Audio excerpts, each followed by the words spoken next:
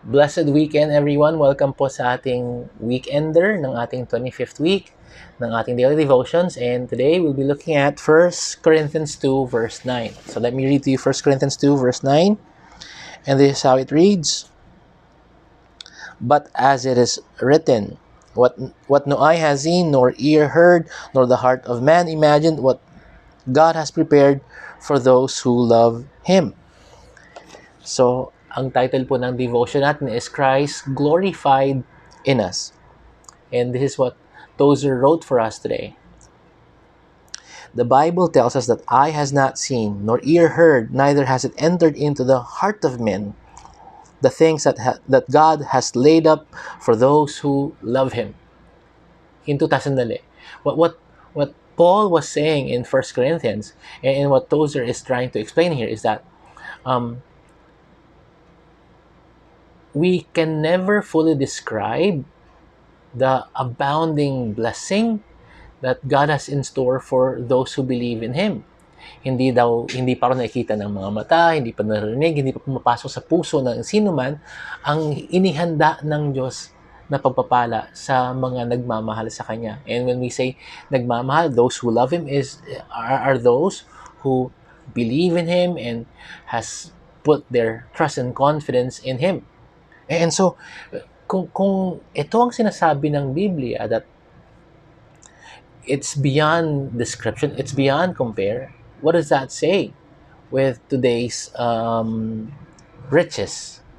Ang anumang kayamanan na mayroon tayo sa mundong ito, walang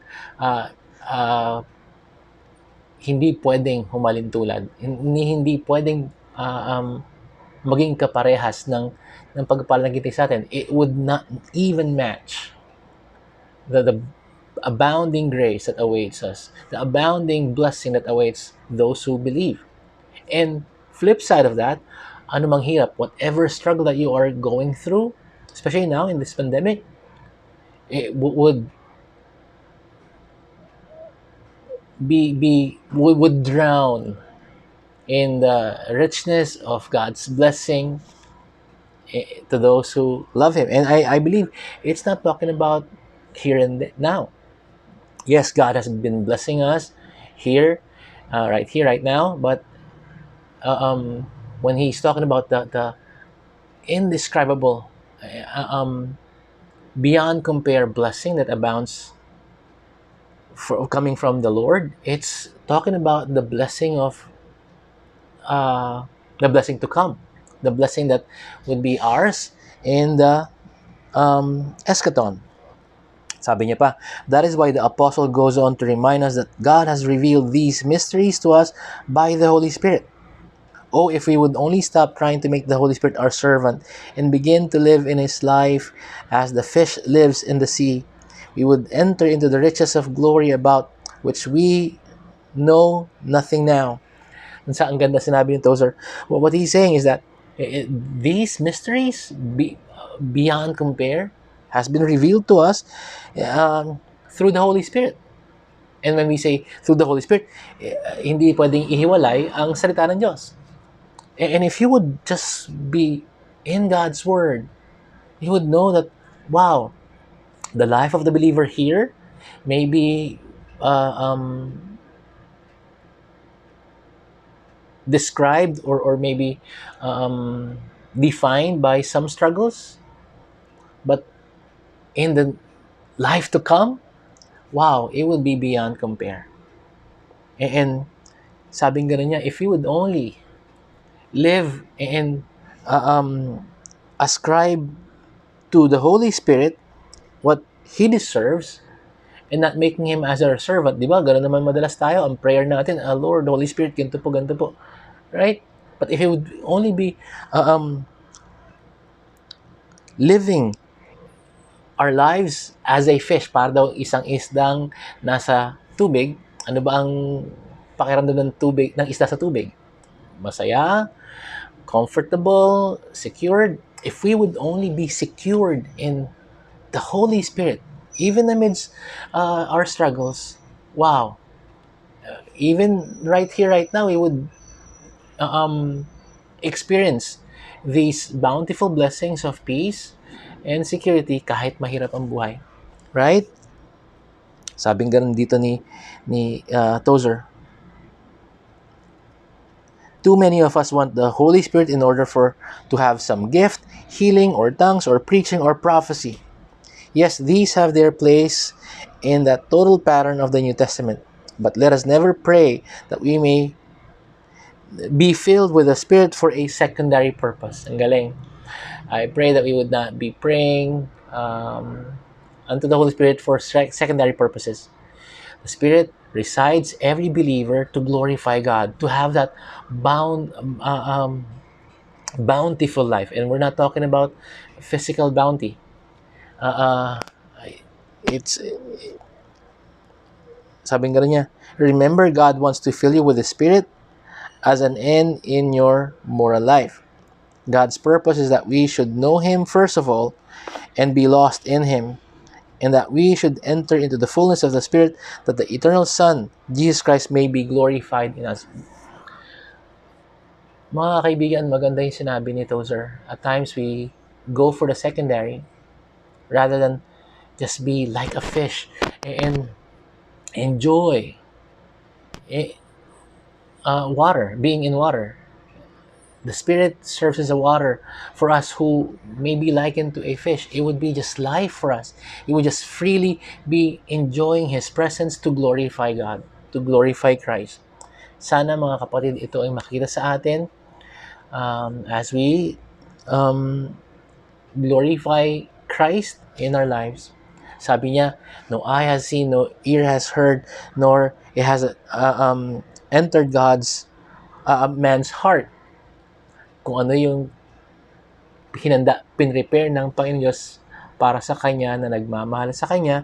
And this is through the Holy Spirit as we live our lives here in the now, as we point people to Him, as we live this abundant life that Christ promised. And when we say abundant life, abundant in a sense of being having peace, having security, having serenity, even amidst the struggles. Upang sa ganon, mapapurihan natin ang ating Panginoon Diyos sa ating pamumuhay. Right? Ito po ang sinabi sa atin ng Panginoon Diyos through this devotional. And this is Tozer's prayer for us. O Lord, I desire to lose my life in yours today, so that you may be glorified in and through me. Ang ganda yan. I pray that I would lose my life in yours, Lord. Diba? As we have discussed before sa ating pangangaral last Sunday, for Christ to increase, we must decrease, and both go hand in hand. The reason why maybe Christ is not increasing in your life, hindi siya nakikitang sa pamumuhay natin, is because we are still full of ourselves. Let's be like fish. Let's be like a fish who has that natural freedom in water. And so do we. Tayo po ay may magandang kalagayan sa presensya ng Panginoong Diyos, sa presensya ng Banal na Espiritu, as we live our lives kahit anong mangyari, enjoying and depending and embracing the ministry of the Holy Spirit for us to glorify Christ in our lives. Right? And I pray that that would be seen in us sa ating pamumuhay. What a way to end our week. Sige po, tayo po ay manalangin sa ating Panginoon Diyos. And let me just share with you na starting next week, we'll be starting a new devotional material. Kasi naka half a year na tayo. So we will be going to another devotional para may variety po. Right? Sige po, manalangin tayo. Thank you, Lord, for your word that says to us that even in the now, even right here, kahit po nasa mundo kami na fallen, we still can live lives to the fullest. That abundant life that you have promised, Lord. Kung kami po ipuspos ng Banal na Espiritu. Yes, Lord, it would be beyond compare. Kasi paano nila masasabi na it would be counterintuitive. It would go beyond the culture. How can one be rejoicing in the struggles that we live in? How can one be so peaceful in the noisy and troubling times that we are in? Hindi nga po talaga maaarok ito, Panginoon Diyos. Salamat po dahil kaya namin isabuhay ito kahit ngayon pa lamang po. But Lord, we look forward to that wonderful time that we would be with you and just be blown away, Lord. Be lost, Lord, in the magnificence and the glory of being with you. But right here, right now, Lord, we thank you for giving us this encouragement and the Holy Spirit. By the Holy Scripture, we can live out an abundant life, pointing people to you as the only one who would give this life, this eternal life. I pray that you'd be with us, Lord. Salamat po sa katapatan ninyo all throughout the week, and we look forward to the next week, Lord, and pagpalain niyo po ang devotions namin next week. We pray that you'd bless our time tomorrow as we worship you. Maraming salamat po muli sa pangalan mo, Jesus, ng aming dalangin. Amen at amen. Salamat po muli sa inyong pagsama sa akin sa buong linggo. And let me just personally thank the Lord and all of you for the stamina to keep on keeping on kahit mahirap po ang pinagdaan natin lahat. Ingat po kayo and God bless you.